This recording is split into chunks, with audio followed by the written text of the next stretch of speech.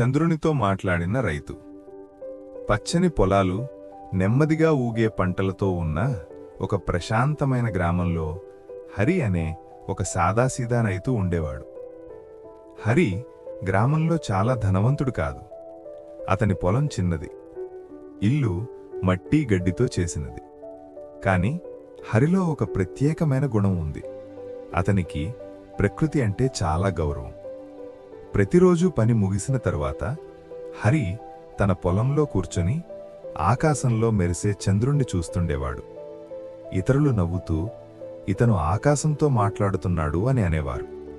కాని హరి మాత్రం మృదువుగా నవ్వేవాడు.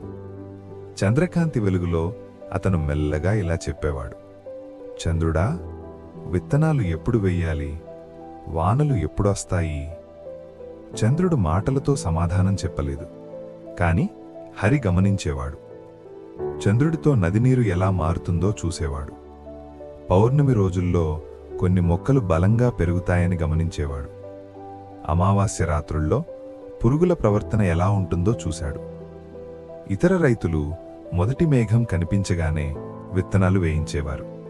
కాని హరి ఓపికగా ఎదురుచూసేవాడు. సరైన చంద్రుని కాలంలోనే విత్తనాలు వేశాడు. కాలానికి తగ్గట్టు నీళ్లు పెట్టాడు. పొలం విశ్రాంతి కావాలంటే విశ్రాంతి ఇచ్చాడు.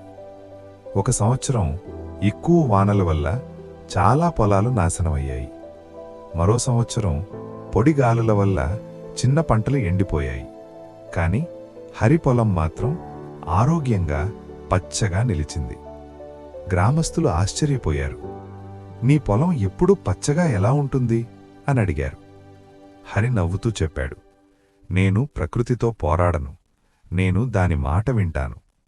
అప్పటినుంచి గ్రామస్తులు కూడా ఆకాశాన్ని గమనించడం మొదలుపెట్టారు. చంద్రుణ్ణి చూశారు, కాలాలను గౌరవించారు.